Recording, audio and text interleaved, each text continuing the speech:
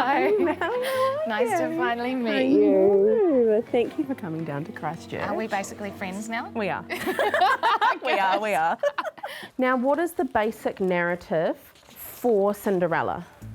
It's perhaps no What coincidence happens in the Clearview narrative? Primary is studying Cinderella. Their story is one of adversity and perseverance too. What happens in the narrative? Their open plan classroom is so loud, they've had to move some students into the kitchen. Up to 90 kids, that's 3 classes, are expected to learn in this area. The design was signed off by the Ministry of Education 10 years ago. It's incredibly overwhelming and loud.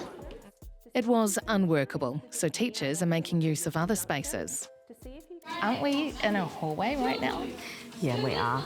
We used to at Clearview not have any doors at all through here, so we are thankful we do have some of these doors. So that you can make use of the hallway and the kitchen. Yeah.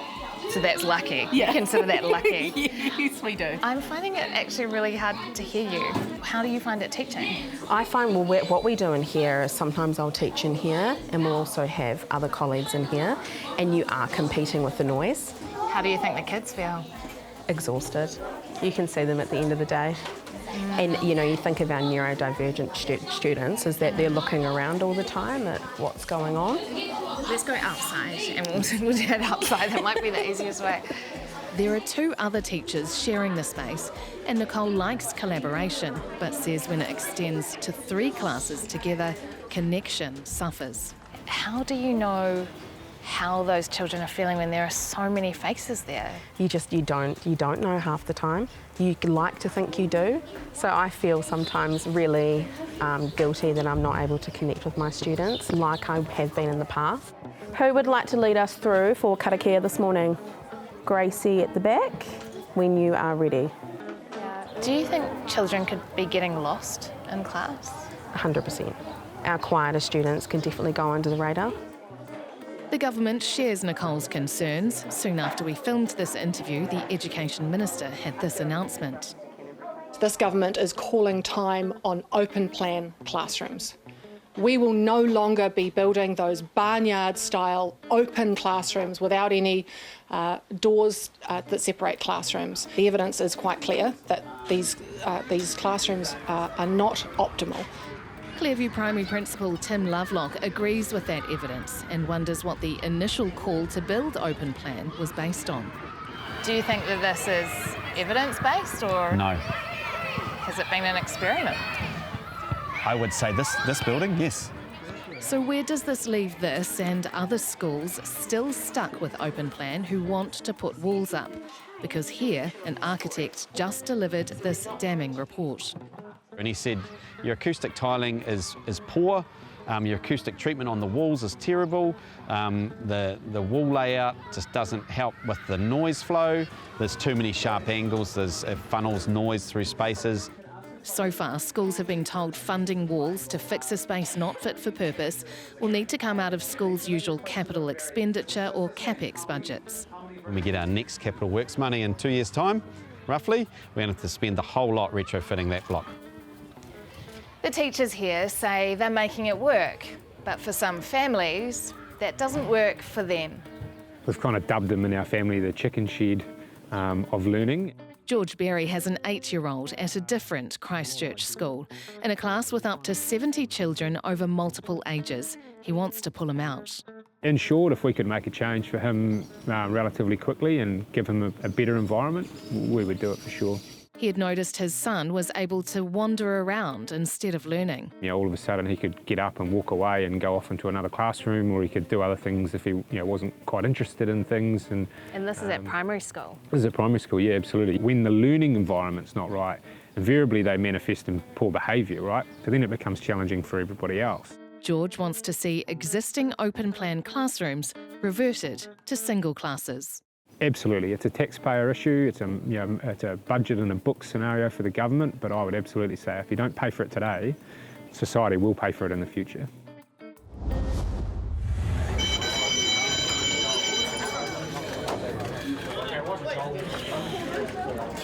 What are you guys doing? We're actually just moving classroom equipment out of these classrooms here because we're making way for some construction. This is round 2 of building walls at Shirley Boys. How do you feel about the walls going in? Pretty good, honestly. Before the walls were up in the other spaces, it was really hard to focus and stuff. The ministry signed off on this open plan classroom design back in 2019 when the school had to be rebuilt on a new site after the earthquake. You know, it felt to me like maybe it was designed in metres but built in feet. Deputy Principal Garth Jones says lessons had to become internet focused to keep the noise down. But as a teacher, you don't want that. You want students to be challenging each other's ideas. You want interaction with your students when you're a teacher. That's the joy of teaching. So were students let down? Oh, I believe so, yes. How does that feel as a teacher? Oh, it's heartbreaking. We had a number of staff that were visibly, upset when they were recounting examples of how their teaching's been impacted. Staff had predicted the problems as soon as the school was built, when media studies students covered the topic in this now prophetic documentary. We will now ask Mr. Ambrose why we're transitioning to a modern learning environment. There is no educational research that supports that a modern learning environment is a better environment for students and staff to learn in. This is pure economics, and if I were to put my crystal ball forward 20 years, I would say a lot of schools will be working hard to raise money to put partitions on walls. Sure enough, only 6 years later, the school has carved a chunk in their rainy day fund to spend $800,000 on walls, with more to come. Excuse me, sorry to interrupt. Can I ask, how did you feel when this wall went back up? It was actually very exciting. I may have got a little bit overexcited, to be fair. Oh really? What do you mean overexcited? I may have actually hugged the wall and then admitted that to my principal. How do you hug a wall? Well, you just sort of have to go, I'm glad you're here. If that's the reaction to a wall, just imagine if it was new IT like the school had hoped to spend it on. But that was only going to be possible if they had ministry help with the remedial work. In an ideal world, we would love some help financially. At this stage, that hasn't been forthcoming. Have you tried? We have tried, yes. You don't have to go far to find that Shirley Boys is lucky to at least have the option of self-funding. The school shares a site with Avonside Girls, which has a mirror image design. Take a right at the foyer with Principal Catherine Law, and you'll find a different school with a different story.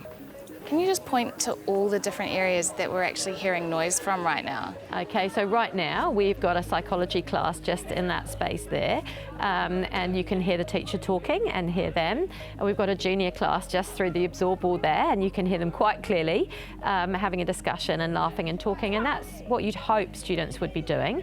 But obviously that's now disturbing the class over there, who are working quite quietly and silently together in groups on a project.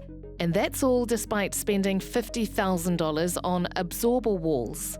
They're a sticking plaster, they're not actually solving the problem. Are you envious of the walls that have gone up at Shirley Boys? Very.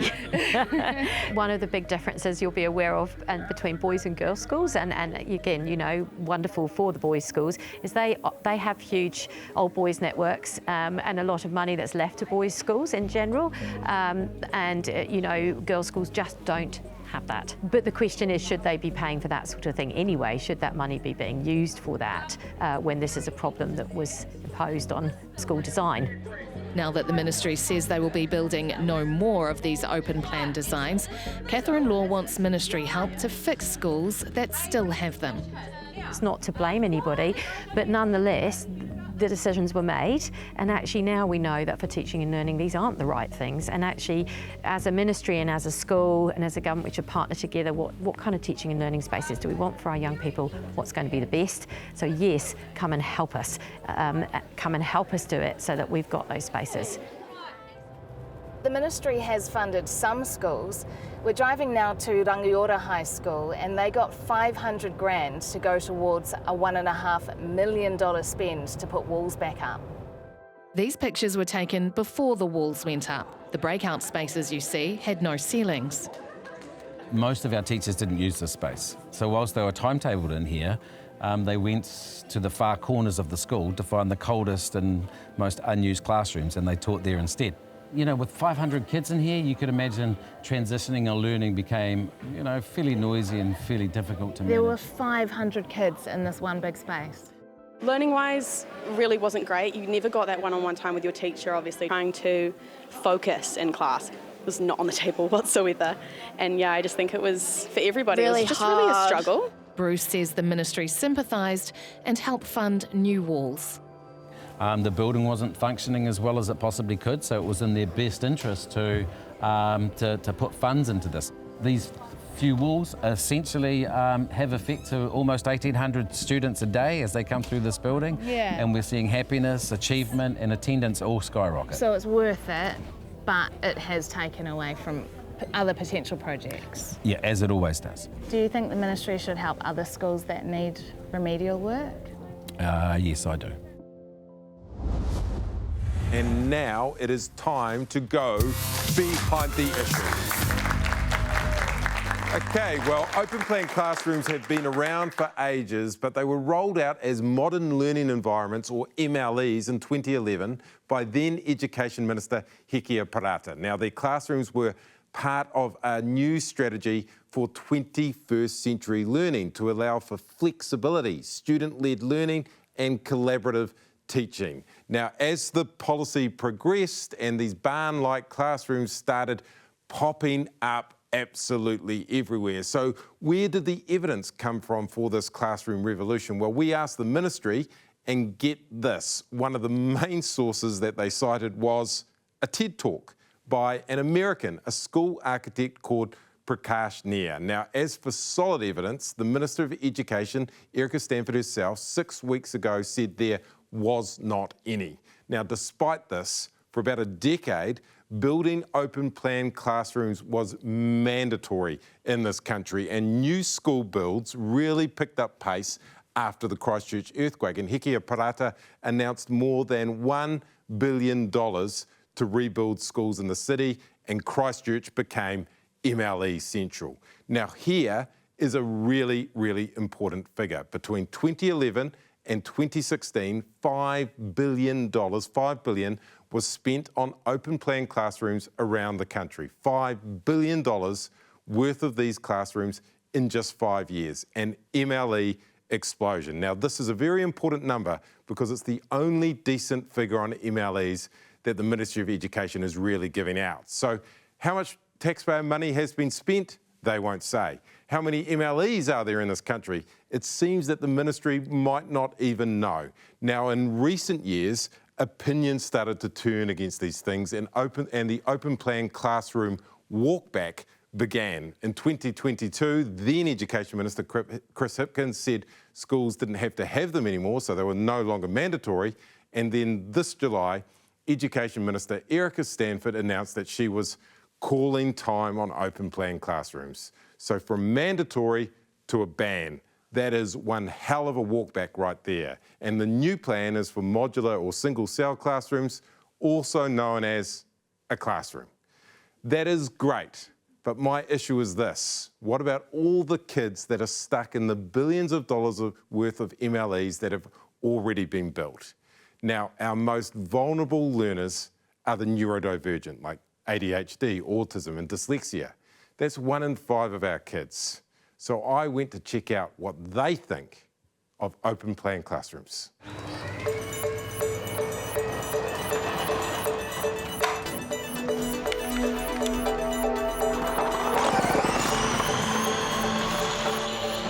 So I was just happy going off to school now. Like, it was a struggle before, for sure. I think she's a lot more enthused and empowered. Yeah.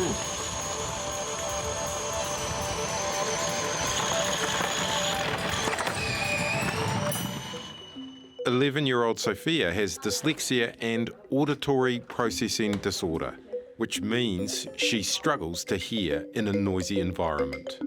I noticed quite early on, because she's our third child, that she was having a lot of difficulty with reading and writing.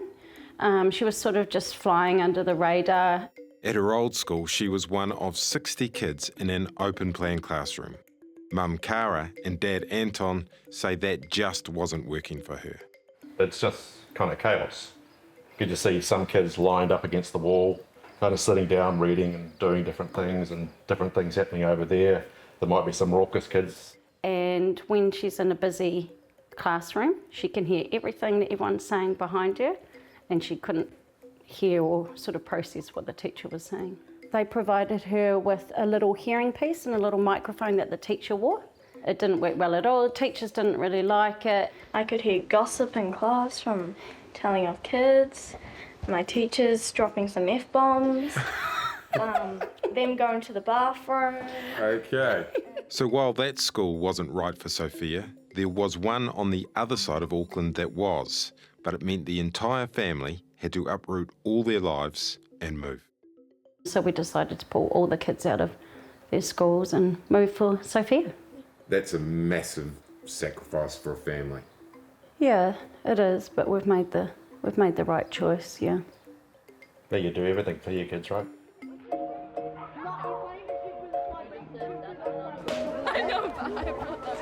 Sophia's new school, Summit Point, is designed for neurodivergent children. Classrooms are single cell and small. It's not cheap though. An independent school fees are up to $19,000 a year. But Sophia says it is working. This school, I'll give it a 9.5. Really? Yeah, that's pretty awesome. Do you have 4 one way and 5 the other way? It's so quiet, Sophia doesn't need that headset to amplify the teacher's voice. How many did you use? 21. Yeah, it is 21. Good job, Sophia. And how's your learning been here? It's been great. Really? Really good. Really? At my old school, I didn't really get recognised because they were just like, not gave up on me, but like, they would just treat me like another kid when I need more attention. And when I have more attention, I can unlock my true abilities. And that's what's happening here? Yeah. 100. 12-year-old Violet Green has also moved to Summit Point from an open-plan modern learning environment known as MLEs. Amazing. You didn't really need me, did you? You did it. She has all DHD, a combination of autism and ADHD, so Mum Lucy shifted her here. We knew something was different when Violet was 3, and so she just was really unique. And, yeah, it was pretty special. What was that first school like, team? So we were all in one space with like 75 kids in this huge space. Too many. How would you get away? I had a tent which I would spend most of my time in. Okay, you had a tent? Yeah. Like a pup tent or like a teepee kind of thing. Oh, like a teepee. So Yeah. what would you do in there, Violet? I would like do my work but barely because I didn't know how to do it right. So I would just sit there alone. That wouldn't have been too much fun. What was that like? It wasn't great. I attempted reading by myself, but I was really bad. When I came here, they like showed me how to read and I got pretty good at it. This is pretty exciting. And now you read what, at a reading level of 14? Yeah, 14 and like 15. 14 and 15 is a reading age? Yep. And you're how old? 12. Legend. Okay. Yeah. How do you feel about yourself now at the school? I feel a lot better because I feel like I'm actually good at stuff. Because I used to think I was just some dumb kid who was in the special group. What do you guys think about MLEs? I don't think it works for neurodiverse children. I don't really know if it works for anyone, to be honest. Yeah, and should the government fix all of these classrooms that are all around the country? Should they just get in and fix them? Yeah. Because I think that would make everyone's life a lot better. Sophia's parents know they're lucky they had the choice to move her out of an open plan classroom. I think Sophia would have been lost, and I think her learning would have really deteriorated. Yeah, whereas here it's going up. Seeing the benefit to Sophia, you know, what does that mean to all those other people in Sophia's situation who can't do that? And what does that actually mean to their future? Let's leave the last word, or words, on open plan classrooms, aka MLEs, to Sophia. I don't think they should be around. I think they should be gonza, walkabout. Yeah. Gonza. Gone. Gone, walkabout. Yeah, gone. No more MLEs. Yeah. Out. Never seen again. Gonza. Gonza. Did I say it right? Gonza. Gonza. Walkabout. MLEs are gone. Gone. So we want them gone? Yeah, they're already gone. Okay, that's good. And Minister, this is probably an unusual way of starting a political interview for me, but I'd like to praise you for your decision in stopping MLEs. So well done. Thank you. This is the best start to an interview I've ever had. Thank you. It was a no-brainer. Yeah. What was the reaction from parents, from schools, and importantly from students about that decision? It was overwhelmingly positive and instant. My inbox was flooded with emails from principals and teachers, but mostly from parents, because they inherently knew that this type of environment wasn't conducive to good focused learning for their children. And so it went down really well, as I expected. The key issue here, to my mind, is stopping MLEs or open plan classrooms is one thing, but it's left quite a mess out there in the school system. What message do you have for those schools and their communities that have got classrooms, big classrooms they don't want? Well, the first thing I want to say to those principals and teachers is thank you for writing to me, because it has started a conversation and it has allowed those principals and teachers to come out and say, actually, this is not working for us. We were hearing anecdotally before, but now we're hearing a tidal wave of teachers and principals saying this isn't conducive to academic achievement and it isn't conducive to good learning. So now we have to work out what do we do with what we have. I've been working with my officials about what a plan might look like, and we have got something together, and I'll be looking forward to saying more in the near future. Okay, so you've got a plan where schools can come to the government and say, we want to fix this, and basically we want assistance, and by that we mean money. Look, there are many schools who wrote to me and said, while we have our own what's called 5YA budgets, so these are budgets that schools have to do their own property maintenance and building, they're saying to me, look, we just don't have enough. And I want, as a minister, to make sure we get the best outcomes for our kids. I've got a reform agenda underway that relies on teachers changing their practice, and it's happening all across the country with structured learning, structured literacy, structured maths. That type of reform that is underway and happening in our classrooms relies on focused learning in quiet environments. So we're talking about, your government is big on infrastructure, for instance. Are we talking about enabling infrastructure type spend to fix classrooms? Well, I'll have more to say on that soon, but it will look something like a contestable fund that we'll put together based on need, because there are, and one of the issues we've got with the education department is that they don't actually have a really good understanding of the size of the problem as well. So they've got a feeling for it, but they don't keep any records on these types of classrooms. So that'll be the first thing, is to go out and find out where they all are and who wants to remedy. And a contestable fund where schools can come in based on need, that is more money becoming available. That is difficult to do, but that is clearly a sign of how important this is to your government. It's hugely important. Every single thing that I'm doing in my reform agenda is about raising achievement. So your message to schools, to parents, to students who are worried about this is some help is on its way, some financial help is on its way. Yeah, look, my message to parents is that this is a failed experiment. We're not doing it anymore, and now we're going away to work out a plan of how we can help schools make sure that they do have good learning environments for all children, so we can raise achievement. This is fantastic news, Minister. Well, thank you very much. Thank you for coming on Paddy Gower Has Issues, and thank you for bringing a solution to a very big issue in this country. Thank you for your time. You're welcome.